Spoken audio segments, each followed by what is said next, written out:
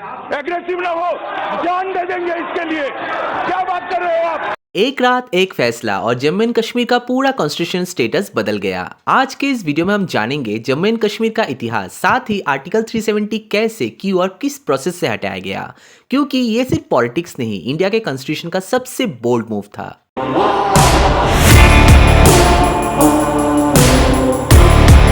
अगर आप मुझे रेगुलरली फॉलो करते तो आपने देखा होगा मैं अपना वीडियो छोटा रखता हूँ, क्योंकि I will focus on content, not on unnecessary information. Simply बोलूँ तो सीधी बात, नो बकवास। तो चलिए वीडियो को शुरू करते हैं।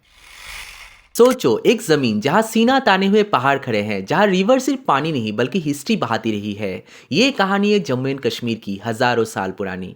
इस कहानी का पहला बड़ा चैप्टर आता है मौर्य साम्राज्य से। अशोका के दौर में कश्मीर सिर्फ एक रीजन नहीं था बल्कि बुद्धिज्म एंड लर्निंग का सेंटर बन गया। बाद में कुषाण रूलर्स आए, ट्रेड रोड्स खुले, सेंट्रल एशिया से कल्चरल एक्सचेंज हुआ और कश्मीर एक इंटरनेशनल क्राउड सोर्स बन गया। फिर आया एक लंबा और स्टेबल फेज हिंदू डायनेस्टीज का। कारकोता और उत्पला वंश जैसे रूलर्स ने टेम्पल, संस्कृत लर्निंग और एडमिनिस्ट्रेशन को मजबूत किया। कल्हना की राजतरंगिनी इसी दौर की देन है, इंडिया की पहली हिस्टोरिकल क्रॉनिकल। कश्मीर तब तक एक इंटेलेक्चुअल पावर हाउस था। 14th सेंचुरी में पावर शिफ्ट होता है। शाह मीर के साथ कश्मीर में सल्तनत शुरू होता है। इस्लाम स्प्रेड होता है, पर्शियन कल्चर और सूफी ट्रेडिशंस आते हैं। सोसाइटी का स्ट्रक्चर बदलता है, लेकिन कश्मीर अपनी कॉम्पोजिट कल्चर को संभाल के रखता है। 1586 में एंट्री होता है मुगल एम्पायर अकबर की। कश्मीर मुगल एम्पायर का हिस्सा बनता है। जहांगीर के लिए कश्मीर अगर फिरदौस बारूज जमीन अस्त था। गार्डन्स, आर्ट और सेंट्रल कंट्रोल, ये दौर रिलेटिव स्टेबिलिटी का था। फिर आता है एक डार्क फेज। अहमद शाह अब्दाली के अफगान गवर्नर्स कश्मीर पर राज करते हैं। हैवी टैक्सेशन, ऑपरेशन और इंस्टेबिलिटी, लोगों के लिए ये सबसे कठिन समय माना जाता है। 1819 में सीन चेंज होता है। महाराजा रंजीत सिंह के सिख फोर्सेस अफगान्स को हटा देते हैं। अफगान जुल्म से रिलीफ मिलता है, लेकिन गवर्नेंस फिर भी एक्सटर्नल कंट्रोल में रहता है। और फिर आता है सबसे controversial chapter, treaty of Amritsar 1846। British east India company ने कश्मीर को गुलाब सिंह को गिफ्ट की तरह दे दिया, लेकिन एक प्राइस के साथ 75 लाख नानकशाही रुपीस। कश्मीर लिटरली बिक गया। यहीं से डोगरा रूल शुरू होता है, ब्रिटिश सुपरविजन के साथ। 1947 ब्रिटिश जा रहे थे और इंडिया के सामने सबसे बड़ा सवाल था 562 प्रिंसली स्टेट्स का फ्यूचर क्या होगा। उनमें से एक स्टेट था जम्मू एंड कश्मीर, जिसका रूलर था महाराजा हरि सिंह। हरि सिंह का सपना क्लियर था, ना इंडिया ना पाकिस्तान, न्यूट्रल कश्मीर, बिल्कुल स्विट्जरलैंड जैसा, एक इंडिपेंडेंट स्टेट अपने पहचान के साथ। इसी बीच एक और स्ट्रांग वॉइस उभरता है, शेख अब्दुल्ला। उन्होंने नेशनल कॉन्फ्रेंस बनाई और डिमांड रखी कॉन्स्टिट्यूशनल मोनार्की, मतलब राजा रहे पर पावर कॉन्स्टिट्यूशन और लोगों के हाथ में हो। इस विजन को कांग्रेस, खासकर जवाहरलाल नेहरू का सपोर्ट मिलता है। उधर मोहम्मद अली जिन्ना का कैलकुलेशन बिल्कुल अलग था। लॉजिक सिंपल था, कश्मीर का लगभग 70% पॉपुलेशन मुस्लिम थे, तो जम्मू एंड कश्मीर को कश्मीर का हिस्सा होना चाहिए। पाकिस्तान के लिए कश्मीर सिर्फ टेरिटरी नहीं, आइडियोलॉजिकल प्रूफ था। टेंशन बढ़ने लगे, इसलिए महाराजा हरि सिंह ने एक टेम्पररी सोल्यूशन निकाला, स्टैंड स्टिल एग्रीमेंट। पाकिस्तान के साथ साइन हुआ ताकि ट्रेड, पोस्ट और डेली लाइफ नॉर्मल रहे। इंडिया को भी ऑफर दिया गया, लेकिन इंडिया ने पहले प्रॉपर डिस्कशन चाहा और फिर सब कुछ बदल गया। अक्टूबर 1947 नॉर्थ वेस्ट फ्रंटियर से ट्राइबल मिलिशियस पाकिस्तान के सपोर्ट के साथ कश्मीर में घुस आए। इसे ही कहते हैं कबायली अटैक, लूट, वायलेंस और श्रीनगर तक खतरा। हरि सिंह समझ चुके थे न्यूट्रल रहना अब पॉसिबल नहीं, स्टेट कोलैप्स के वर्ज पर था। हेल्प के लिए महाराजा हरि सिंह ने इंडिया का दरवाजा खटखटाया। इंडिया ने एक कंडीशन रखा, लीगल एक्सेशन। और फिर 26 अक्टूबर 1947, एक हिस्टोरिक दिन, महाराजा हरि सिंह ने इंस्ट्रूमेंट ऑफ एक्सेशन पर साइन किया। Defence, foreign affairs and communication, ये 3 सब्जेक्ट्स के साथ Jammu and Kashmir legally India का हिस्सा बन गया। अगली सुबह इंडियन ट्रूप श्रीनगर लैंड हुए। कश्मीर का फेट डिसाइड हो चुका था, लेकिन कहानी अभी खत्म नहीं हुई थी। ये था कश्मीर का journey from Mauryan to present day part of India. अब सवाल आता है, जब जम्मू एंड कश्मीर इंडिया का हिस्सा बन चुका था तो वो कौन से इश्यूज थे जिससे 2019 तक इंडिया एंड पाकिस्तान के बीच कश्मीर को लेकर लड़ाई होते रहा। एक्चुअली कहानी 1947 के बाद रुकती नहीं, यही से शुरू होता है आर्टिकल 370 का रियल रीजन। जवाहरलाल नेहरू के लिए कश्मीर सिर्फ टेरिटरी नहीं था बल्कि इंटरनेशनली सेंसिटिव इशू बन चुका था। वार हो चुकी थी, यूएन इंटरफेयर कर चुका था और प्लेबिसाइड की बात वर्ल्ड स्टेज पर गूंज रही थी। ऐसे में इंडिया को कश्मीर को फोर्स से नहीं, कॉन्स्टिट्यूशनल ट्रस्ट से जोड़ना था। इसी कॉन्टेक्स्ट में आर्टिकल 370 का आइडिया आया। आर्टिकल 370 का ड्राफ्ट बनाया एन गोपालास्वामी अयंगर ने, जो नेहरू के क्लोज एसोसिएट थे और कश्मीर अफेयर्स के एक्सपर्ट भी। उन्होंने कहा, जम्मू एंड कश्मीर का सिचुएशन टेम्पररी और स्पेशल है, इसलिए इसके लिए स्पेशल प्रोविजन होना चाहिए। इंडिया ने यूएन में कमिटमेंट दिया था कि लोगों की विल का रेस्पेक्ट होगा।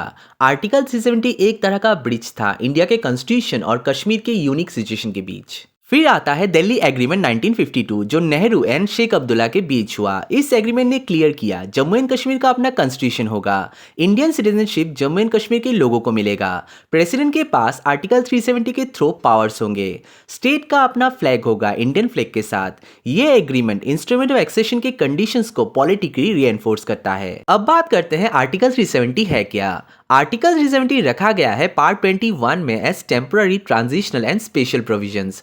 इसके तहत इंडियन पार्लियामेंट सिर्फ वही लॉज बना सकता है जो इंस्ट्रूमेंट ऑफ एक्सेशन में मेंशन थे। अगर कोई एक्स्ट्रा लॉस लगाना हो तो स्टेट गवर्नमेंट का कंसेंट जरूरी थी, और कौन से लॉज जम्मू एंड कश्मीर पर लागू होंगे ये डिसाइड होता था प्रेसिडेंशियल ऑर्डर से, क्योंकि सबसे इंपॉर्टेंट था constitution application to Jammu and Kashmir order number 1954। इसी ऑर्डर ने जम्मू एंड कश्मीर और इंडिया के कॉन्स्टिट्यूशनल रिलेशनशिप को डिटेल में डिफाइन किया। और हाँ, इसी 14 मई 1954 के प्रेसिडेंशियल ऑर्डर से आया था आर्टिकल 35A। ये डायरेक्टली कॉन्स्टिट्यूशन में डिबेट से नहीं बल्कि प्रेसिडेंशियल ऑर्डर से ऐड हुआ था। चलिए जानते हैं आर्टिकल 35A करता क्या है। इसने जम्मू एंड कश्मीर लेजिस्लेचर को पावर दी थी कि वो परमानेंट रेसिडेंस डिफाइन करे। सिर्फ उन्हीं को लैंड ओन करने का राइट, गवर्नमेंट जॉब्स और स्कॉलरशिप और वेलफेयर बेनिफिट्स थे। नॉन परमानेंट रेसिडेंट चाहे वो इंडियन सिटीजन ही क्यों ना हो, ये राइट्स नहीं मिलते थे। इस तरह आर्टिकल 370 और 35A सिर्फ लीगल प्रोविजंस नहीं थे, बल्कि 1947 के trauma, UN pressure, political trust और कॉन्स्टिट्यूशनल कॉम्प्रोमाइज का रिजल्ट था। और जब ये टेम्पररी प्रोविजन डिकेज तक चल गया, तब आया 2019 का सबसे बड़ा कॉन्स्टिट्यूशनल ट्विस्ट, जिसकी कहानी हर एक इंडियन को जानना चाहिए। लेकिन उससे पहले कुछ इंपॉर्टेंट बातें समझना जरूरी है। आर्टिकल 370 के बाद कश्मीर सिर्फ एक स्टेट नहीं रहा, वो बन गया इंडिया के अंदर एक unique constitutional unit. Jammu and Kashmir ने 1957 में अपना कॉन्स्टिट्यूशन अडॉप्ट किया। मतलब जब पूरे इंडिया पर एक ही कॉन्स्टिट्यूशन लागू था, कश्मीर के पास अपना लिखा हुआ रूल बुक था। चलिए आपको एक फ्लैशबैक में लेके जाते हैं। जून 1949 दिल्ली, एक क्लोज डोर मीटिंग होता है जवाहरलाल नेहरू, सरदार पटेल और शेख अब्दुल्ला के बीच। गोल क्लियर था, कश्मीर को इंडिया के कॉन्स्टिट्यूशन के साथ कैसे जोड़ा जाए बिना ट्रस्ट तोड़े। इस अंडरस्टैंडिंग को ही बाद में दिल्ली अंडरस्टैंडिंग कहा गया। इस दिल्ली अंडरस्टैंडिंग के कोर पॉइंट्स थे, जम्मू एंड कश्मीर का स्पेशल कॉन्स्टिट्यूशन रिलेशनशिप रहेगा, पार्लियामेंट के लॉस लिमिटेड सब्जेक्ट्स तक ही लागू होंगे, बाकी लॉस के लिए स्टेट का कंसेंट जरूरी होगा, और टेम्पररी अरेंजमेंट जब तक सिचुएशन नॉर्मल ना हो। इस अंडरस्टैंडिंग को कॉन्स्टिट्यूशन का हिस्सा बनाने के लिए जम्मू एंड कश्मीर से 4 रिप्रेजेंटेटिव भेजे गए। शेख अब्दुल्ला, मिर्जा मोहम्मद अफजल बेग, मौलाना मोहम्मद सईद मसूदी और मोतीराम बाइगरा। ये लोग कश्मीर का case directly Indian constituent assembly के सामने रख रहे थे। इनिशियली स्पेशल प्रोविजन का ड्राफ्ट आर्टिकल 306A के नाम से लाया गया। बाद में कॉन्स्टिट्यूशन फाइनल होते वक्त इसी 306A को आर्टिकल 370 बना दिया गया। आर्टिकल 370 रहते जम्मू एंड कश्मीर के लोगों को कुछ स्पेशल बेनिफिट्स मिला था, जैसे dual citizenship, Jammu and Kashmir का अपना अलग फ्लैग, इमरजेंसी प्रोविजंस में कुछ स्पेशल बेनिफिट्स, लेजिस्लेटिव असेंबली का टेनर में इंक्रीमेंट, वोटिंग में सिर्फ परमानेंट रेसिडेंट्स को वोट अलाउ, और साथ ही कुछ स्पेशल रेसिडुअल पावर्स। इस तरह जम्मू एंड कश्मीर का कॉन्स्टिट्यूशन एक ट्रस्ट बेस्ड अरेंजमेंट था, इंडिया के साथ इंटीग्रेशन भी और रीजनल आइडेंटिटी का प्रोटेक्शन भी। लेकिन जब ये special system governance and equality पर सवाल खड़े करने लगा, तो हिस्ट्री ने एक नया मोड़ ले लिया। लेकिन उससे पहले हम कुछ बेसिक रूल्स जान लेते हैं, जिससे कि ये सारे पॉलिटिकल चेंजेस पॉसिबल हुए। आर्टिकल 370 के 3 मेन क्लॉजेस है, clause 1, 2 and 3। Clause 1 core clause है, जो सबसे पावरफुल भी है। ये बताता है कि Indian constitution Jammu and Kashmir पर अप्लाई कैसे होगा, और इसके भी 4 सब क्लॉजेस है। उसमें से जो क्लॉज ए है, उसमें लिखा गया है कि पार्लियामेंट सिर्फ वही लॉज बना सकता है जो इंस्ट्रूमेंट ऑफ एक्सेशन में मेंशन्ड है, जैसे कि defence, foreign affairs and communication. B में कहा गया है कि अगर इनके के अलावा कोई और सेंट्रल लॉ लगाना हो तो स्टेट गवर्नमेंट का कंकरेंस चाहिए। सी में कहा गया है कि article 1 of Indian constitution Jammu and Kashmir पर फुल्ली अप्लाई होंगे और डी में कहा गया है कि बाकी कॉन्स्टिट्यूशनल प्रोविजन सिर्फ प्रेसिडेंशियल ऑर्डर के थ्रू ही लागू होंगे, मतलब प्रेसिडेंट डिसाइड करेगा लेकिन स्टेट के कंसेंट के साथ। आर्टिकल 370 के क्लॉज 2 में लिखा गया है कि जो स्टेट गवर्नमेंट कंसेंट देगी वो Jammu and Kashmir constituent assembly के फाइनल डिसीजन के सब्जेक्ट होंगे। और क्लॉज 3 जो कि रिमूवल क्लॉज था उसमें क्लियरली लिखा गया है कि प्रेसिडेंट आर्टिकल 370 को मॉडिफाई या रिमूव कर सकता है, लेकिन सिर्फ तब जब Jammu and Kashmir constituent assembly recommend करे। तो देखिए आर्टिकल 373 में क्लियरली बोला गया है कि आर्टिकल 370 को रिमूव किया जा सकता है। तो फिर प्रॉब्लम क्या था? प्रॉब्लम था क्योंकि Jammu and Kashmir constituent assembly 1957 में ही डिसॉल्व हो चुका था, इसलिए डिकेड्स तक चला ये आर्गुमेंट चल रहा था कि आर्टिकल 370 को हटाना कॉन्स्टिट्यूशनली पॉसिबल नहीं है। इसी इम्पॉसिबिलिटी ने आर्टिकल 370 को इंडिया के कॉन्स्टिट्यूशन का सबसे कंट्रोवर्शियल और कॉम्प्लेक्स प्रोविजन बना दिया और यही से 2019 का कॉन्स्टिट्यूशनल ट्विस्ट लॉजिकली समझ आता है। अब गवर्नमेंट के लिए प्रॉब्लम था कि आर्टिकल 370 को कैसे हटाया जाए। तो देखिए आर्टिकल 370 को हटाने के 3 थियोरेटिकल रूट्स थे। उसमें से जो पहला रूट था वो था आर्टिकल 373 के तहत, जो कि था प्रेसिडेंशियल ऑर्डर रूट, जिससे प्रेसिडेंट आर्टिकल 370 को मॉडिफाई या सीज कर सकता है, लेकिन उसके लिए Jammu and Kashmir constituent assembly का रिकमेंडेशन जरूरी था।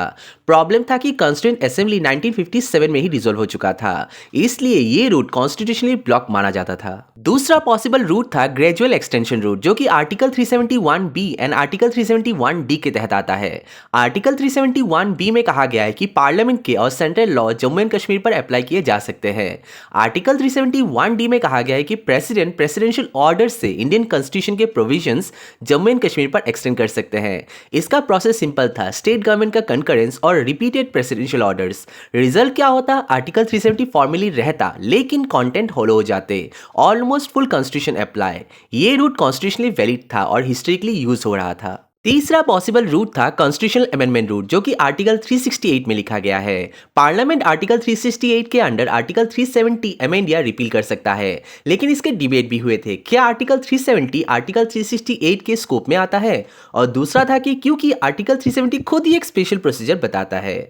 मेजॉरिटी व्यू ये था कि डायरेक्ट अमेंडमेंट लीगली डाउटफुल है, इसलिए ये रूट हाईली कंटेंशियस माना जाता था। बॉटम ऑफ द लाइन बोलूं तो 2019 से पहले स्कॉलर्स के लिए आर्टिकल 370 परमानेंट नहीं, लेकिन डायरेक्टली रिमूवल भी नहीं था, सिर्फ प्रोसीजरल क्रिएटिविटी से ही पॉसिबल माना जाता था। फिर आता है 2018 का समर। जम्मू एंड कश्मीर की पॉलिटिक्स हल्की नहीं, बिल्कुल तूफान के पहले की शांति जैसी थी। जून 2018 में बीजेपी एंड पीडीपी पार्टी की कोalition गवर्नमेंट टूट जाती है। बीजेपी सपोर्ट वापस ले लेती है। एक झटके में जम्मू एंड कश्मीर में पॉलिटिकल वैक्यूम बन जाता है, ना मेजोरिटी ना stable government. As no party had clear majority, Jammu and Kashmir के गवर्नर ने as per the recommendation of Indian government under article 92 of Jammu and Kashmir constitution 6 months के लिए इमरजेंसी डिक्लेयर किया। फिर आता है 19 दिसंबर 2018 को गवर्नर डिसॉल्व कर देते हैं लेजिस्लेटिव असेंबली, क्योंकि कोई भी पार्टी क्लियर मेजोरिटी में नहीं था। साथ ही इमरजेंसी भी रूल भी दोबारा अप्लाई नहीं होता, क्योंकि जम्मू एंड कश्मीर कॉन्स्टिट्यूशन में इमरजेंसी एक्सटेंड करने का कोई स्कोप ही नहीं था। इस डिसीजन ने पूरा पॉलिटिकल सीन फ्रीज कर दिया। इसलिए ऑन दिसंबर 2018 में प्रेसिडेंट रूल इंपोज होता है अंडर आर्टिकल 356, जिससे 6 महीने के लिए दिल्ली डायरेक्टली कंट्रोल संभाल लेता है। Law order administration sub centre के अंडर। इसी बीच 2019 के स्टार्टिंग में बॉर्डर टेंशन भी बढ़ता है। Pulwama attack, air strike, skirmishes, troop movement visible होता है, स्कूल कॉलेजेस बंद होते हैं, कम्युनिकेशन टाइट होती है। कॉमन कश्मीरी को लगता है कुछ बड़ा होने वाला है। क्रिटिक्स इसे कैलकुलेटेड पॉलिटिकल स्ट्रेटजी कहते हैं, सपोर्टर्स इसे कॉन्स्टिट्यूशनल प्रिपेयरनेस बोलते हैं। पॉलिटिकल ऑब्जर्वर्स का मानना था कि असेंबली को डिसॉल्व रखकर स्टेट गवर्नमेंट को पार्लियामेंट में कन्वर्ट करने का फॉर्मूला पॉसिबल बना। साथ ही प्रेसिडेंट रूल ने लीगल ग्राउंड रेडी किया। सिक्योरिटी बिल्डअप ने पॉलिटिकल रेजिस्टेंस को कमजोर किया और national narrative integration plus security के अराउंड शेप हुआ, जो कि माना जाए तो एक पॉलिटिकल मास्टर स्ट्रोक था। Governor rule, president rule, political vacuum, ये सब अलग अलग इंसिडेंट नहीं थे, ये एक सीक्वेंशियल बिल्डअप था जो आर्टिकल 370 के डीसीसी मोमेंट तक ले गया। और फिर आता है 5 अगस्त 2019 की सुबह, पार्लियामेंट खुलता है और कहानी एक ही दिन में पलट जाती है। सुबह 11 बजे होम मिनिस्टर अमित शाह राज्यसभा में खड़े होते हैं। हाउस को अंदाजा भी नहीं था कि आज इंडियन कॉन्स्टिट्यूशन का सबसे बड़ा ट्विस्ट आने वाला है। स्टेप 1, राज्यसभा में सबसे पहले टेबल होता है एक order, the constitution application to Jammu and Kashmir order 2019। इस ऑर्डर के थ्रू आर्टिकल 371D का यूज किया गया और आर्टिकल 367 जो कि इंटरप्रिटेशन क्लॉज था उसको मॉडिफाई भी किया गया, जिसमें constituent assembly of Jammu and Kashmir का मीनिंग बदला गया। अब इसका मतलब माना गया कि legislative assembly of Jammu and Kashmir, और साथ ही हमने देखा था कि जम्मू एंड कश्मीर में प्रेसिडेंशियल रूल चल रहा था, इसलिए Indian parliament he by default Jammu and Kashmir का लेजिस्लेटिव असेंबली बन गया। इसी ऑर्डर ने यह भी डिक्लेयर किया कि ये ऑर्डर प्रेसिडेंशियल ऑर्डर 1954 को सुपरसीड करेगा, इंक्लूडिंग जितने भी और presidential order time to time declare होते रहे हैं, including every amendment till date, जिससे ऑफिशियली आर्टिकल 35A भी खत्म हो गया। क्योंकि जैसे कि मैंने बोला था, आर्टिकल 35A प्रेसिडेंशियल ऑर्डर के तहत ही एग्जिस्टेंस में आया था, एंड इसी ऑर्डर के तहत इंडियन कॉन्स्टिट्यूशन के हर आर्टिकल इंक्लूडिंग एवरी अमेंडमेंट अभी से जम्मू एंड कश्मीर पर लागू होंगे। यही से आर्टिकल 373 का रास्ता क्लियर हो गया। नेक्स्ट मूव था स्टैट्यूटरी रिजोल्यूशन अंडर आर्टिकल 373।